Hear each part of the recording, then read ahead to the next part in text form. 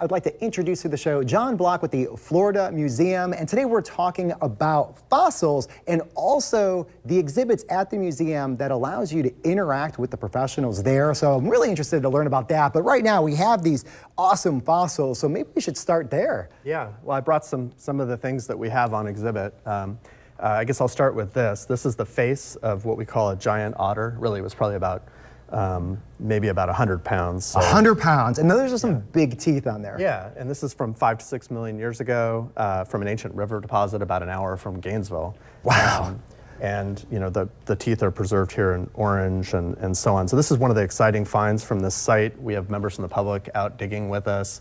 We're live broadcasting from the field into the exhibit so people can see what we're doing. This otter is from a really interesting time where you know, the Isthmus of Panama is not up, so you have a continuity between the Pacific and Atlantic Oceans, and so this is more of an ocean-going otter, unlike the freshwater otters today. And when you look at like the coloring on that and how everything's intact, what type of condition has to be around it in order to preserve it to get it like that? Right. So this was preserved in the context of a river, an ancient river deposit. So this would have been preserved. You know, it probably would have been living in this river, eating the fish, maybe some of the mollusks and things that were there.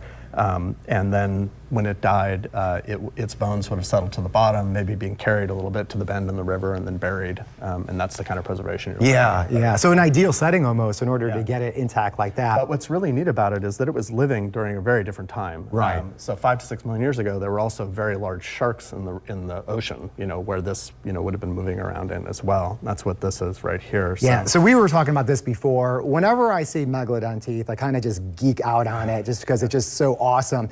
So we have the megalodon teeth here. Yep. So one of the things, there's a ratio that you could kind of estimate based on the teeth of the size of the shark, right? That's right. So if you look at modern sharks, what they'll show you is that there's a relationship. Essentially, the relationship is big sharks have big teeth, little sharks have little teeth. Of course, there's a variety of teeth along the tooth row, but generally that holds up. And if you study modern sharks, then you can then make the observation that the size of the teeth corresponds with the size of the shark. So this would have been a shark that was, you know, probably over 40 feet long. Wow. And we know it's Megalodon. This was found in the St. John's, you know, so close to here. Times have changed. They're not in the St. John's River anymore, are they? But it would have been the same time as this river otter. We know it's a Megalodon in part because of the size. Yeah. But the other thing is that if you look at you know, you can see this little patch here between the crown and the root. That'll tell you that it's a Megalodon. And then finally, it has serrated edges like a knife. And when you talk about a Megalodon, obviously that creature is gigantic. So you said like anywhere between like what, 30 and 50 feet. But how many calories did that have to take in on a daily basis to survive? A lot. And so it would have been eating large prey, maybe whales, certainly other fish. Yeah, or like 100 of these 100-pound sea otters over here. Now this is pretty interesting because we're talking about what they eat. Well, what happens after you eat? Well, you poop, right? So that's what we have right here. So that is Megalodon poop, which I've never seen before. Yeah, no, and I think most people could say they haven't seen that before. And part of it is that you might not recognize it. It's true. But the fact is, it has a very specific spiral pattern that you can see here, which is typical of shark coprolites or poop. And the reason it probably should have said that, right? Coprolites instead of poop. No, poop is good.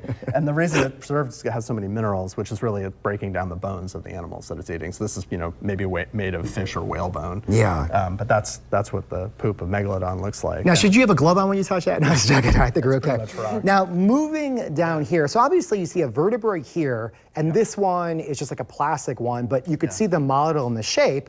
To what this one is here. So what animal did that come from? Well, so Megalodon was sort of the apex predator of the ocean, you know, going back in time. I brought another apex predator here. So what you're looking at here, this is a cast of the largest vertebra of the backbone of a living green anaconda, which is the biggest snake alive today. And it doesn't look like it that big if you just look at this bone, but you have to remember that with snake biology, the ribs come off like this, right? Wow. So this whole animal would have been something like, you know, that big around. So that's for that one. For that. So this one's from 58 million years ago from a coal mine in Colombia in South America.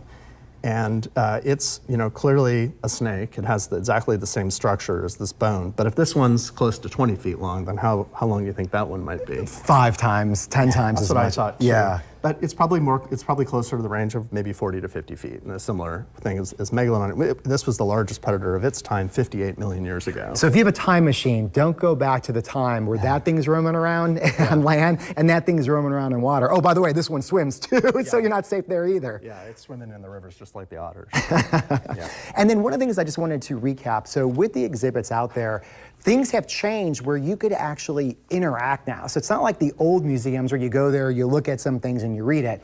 You could actually talk to professionals that are out in the field. Yeah, that's right. So we've tried to create a space in this Science Up Close exhibit where people can come in and interact with people who are doing the various steps of the science of paleontology. So they can ask questions of people who are preparing the fossils that have just been taken out of the field. We have live video broadcast on the weekends into the field with people collecting those fossils, and then you can see how they're being worked on in the lab. And we've had some really good success with this. People are really excited just to, there's so many questions. Sure, yeah, absolutely. How it works. I've been talking to you and picking your brain since you got here about 45 minutes ago. Yeah. So I could only imagine you get a family there and with their kids and being inspired. Yeah. If people want to learn more about the Florida Museum, what's the best route? How can they plan their trip? Well, you can go to the Florida Museum of Natural History website, and that has all the information right there on the front page. If you're planning a trip to the exhibit and you don't want too many crowds, it's often good to come on the weekdays when there aren't as many folks. That's a very good tip. Well, John, thank you for all your time and information. We appreciate it. Yeah. Stick around. More to come right after this.